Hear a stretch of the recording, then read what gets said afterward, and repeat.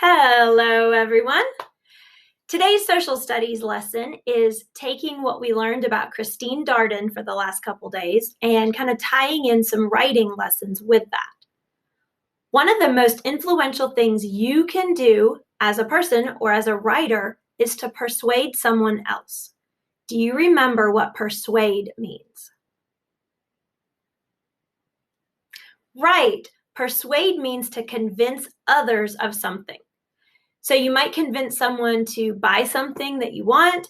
You might persuade them to change their opinion about something, to make a different decision, or even to take action on something or an important cause.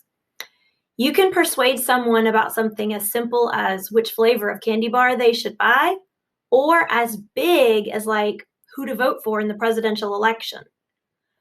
Persuading is an important and effective form of communication for anybody, no matter how old or young they are. And good persuasion works better than anything like whining or complaining about stuff. So remember this the next time you want to convince your parents that you should get to stay up later or get dessert for dinner or get something at a store that you want. Remember, you can persuade very well if you think about it. Shh, don't tell them I told you that. People persuade others through many different styles of communication. One way is through an advertisement. Think about the last time you watched a TV commercial or you saw an ad on the internet or even a sign on a building. Sometimes they really make you want to buy or do or eat something, right?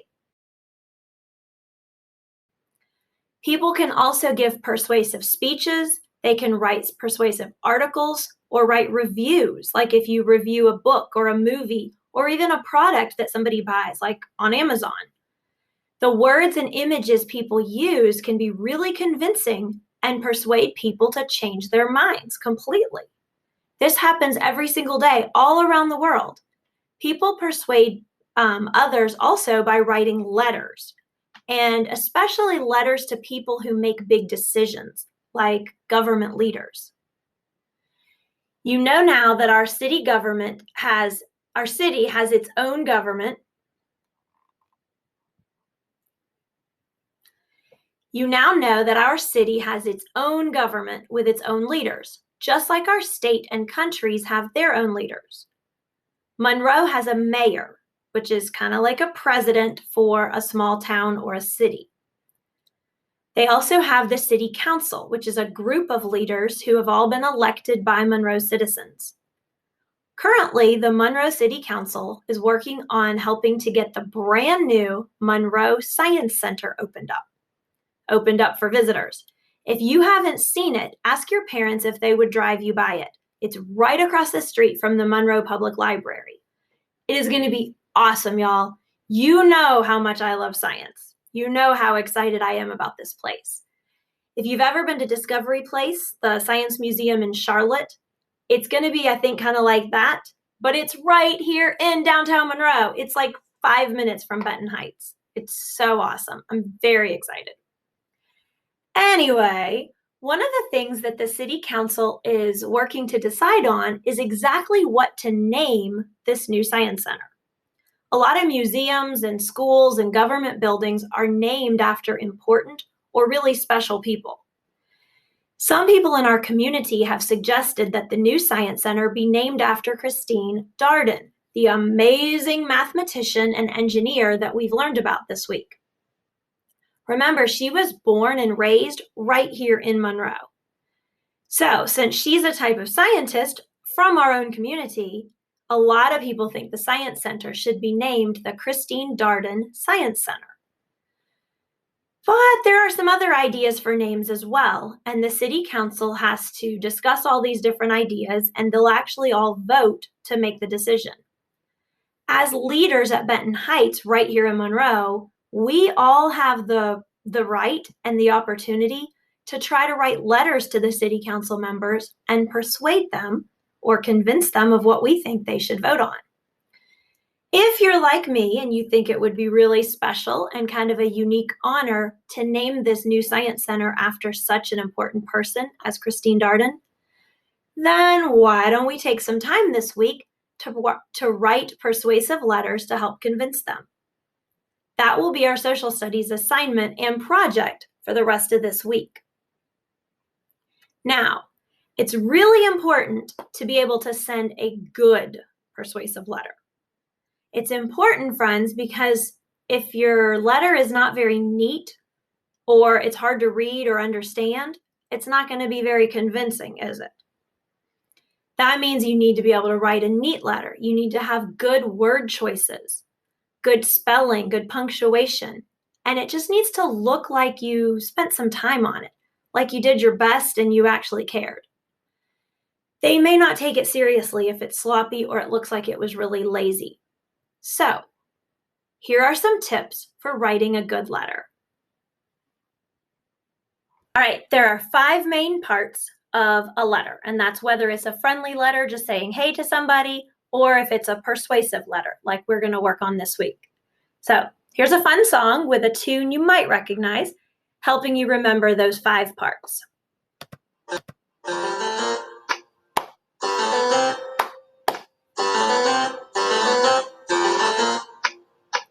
The 5 parts of a letter are easy to remember: the heading, greeting, body, and closing signature. The 5 parts of a letter are easy to remember: the heading, greeting, body, and closing signature.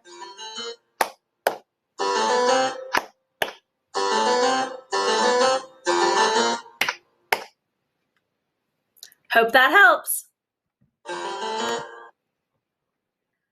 A good way to write a persuasive piece, including a letter, is to think about the word Oreo. And you may have learned how to write an opinion piece that way in the past, using the word Oreo. And Oreo stands for, you see it? Opinion, reason, evidence, and opinion again. So here is something I actually thought about a few days ago that I would like to write to convince Dr. Boatwright of something. So let's see.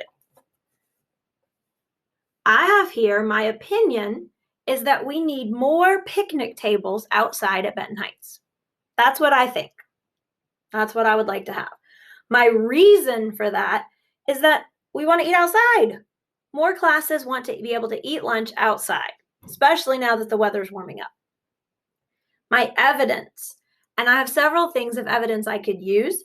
There are many classes trying to eat outside on the grass, which isn't the best place to eat a lunch. It would be a lot easier at a table. We aren't all able to eat outside at the same time. I know one day our class came outside and Mrs. Alexander's class was already eating in the place where we had eaten before, so we couldn't sit there. And another time, one of the 5th grade classes came out and tried to sit where we were sitting. So there just isn't enough space for everyone to be able to eat lunch outside. And also I could even add in that the weather is really nice and that helps give us fresh air. So those are all good reasons to be able to eat outside, and we need more picnic tables. So restating my opinion again, we need more picnic tables outside at Benton Heights. That's what I think. And I would like to try to persuade Dr. Boatwright of that same thought.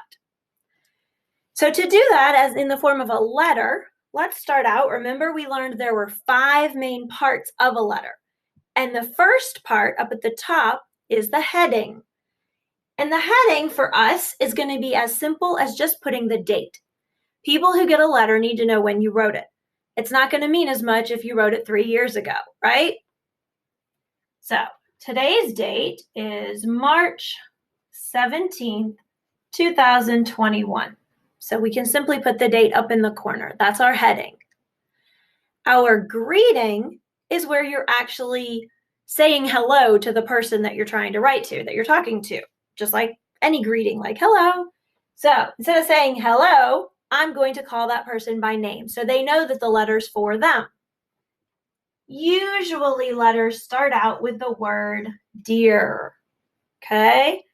Dear starts with a capital letter. Please make sure you do that. That's just good letter writing. It's the first word in the very beginning of our letter.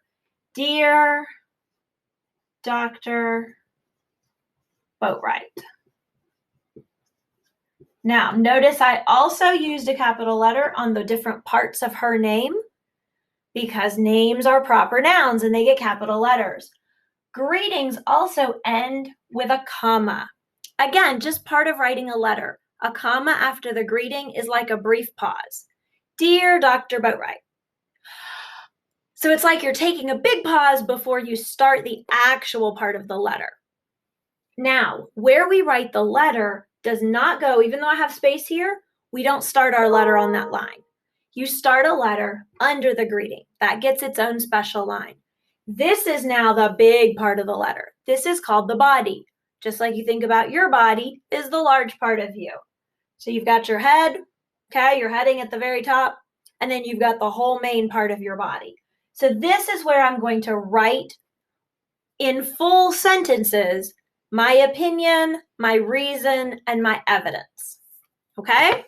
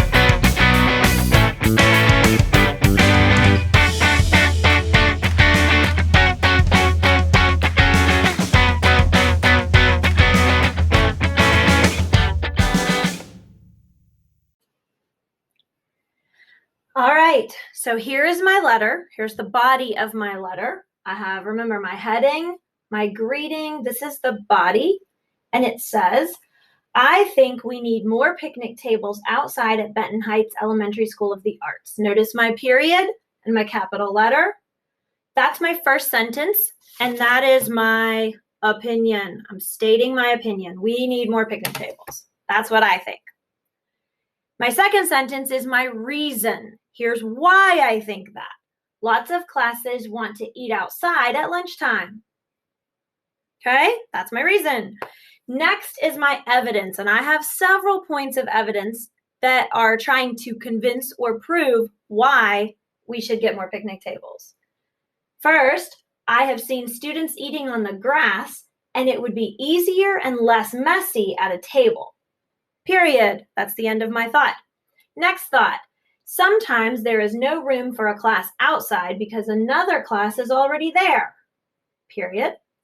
And my last piece of evidence, sunshine and fresh air is good for kids. So I end with restating my opinion, just to make sure the person getting my letter doesn't forget what I'm actually trying to get them to do. This is why you should get more picnic tables for our school. Friends, I want you to notice good letter writing has all those parts, and it also has nice, neat sentences that start with capital letters. Notice all of my sentences start with a capital letter, and they end with some form of punctuation. Most of the time we use periods, but sometimes we use an exclamation mark if we really want to make it important. Or if you're asking the person a question, you would end with a question mark. I also want to point out that the word I, when you're talking about yourself, is always capitalized.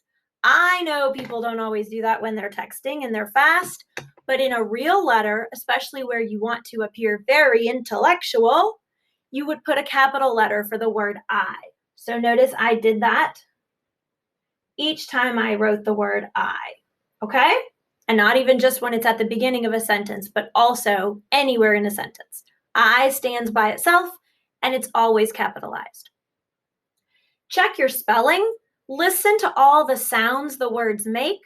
Make sure that you're thinking about some of our word study lessons and looking for spelling patterns we've used, such as the two E's make the long E sound, okay? Look for ending sounds. Students means more than one. All right, let's see. Also, just kind of run your finger through as you read it. And it's a good idea when you're done to read it out loud and make sure that it sounds right. If you read it out loud, sometimes you'll catch it if you accidentally left out a word. So kind of touching each word and saying it out loud. When you're happy with the body of your letter and you don't need to make any more changes, the last thing you do is add those last two parts of the letter. At the very bottom, let's see, we have what we call our closing. And this is usually just where you say love or from or even the fancy word sincerely. So I'm just going to put from, or I could say from your friend. And we finish our closing also with a comma. It's like a little pause. From your friend. And now under that, notice that's on a line all by itself. Under that, I put what we call the signature. Now, it used to be that a signature was always writing your name in cursive, that fancy writing. If you want to try that or you know how to write in cursive, go for it. But you also can just write your name. So from your friend, Mrs. Tiller.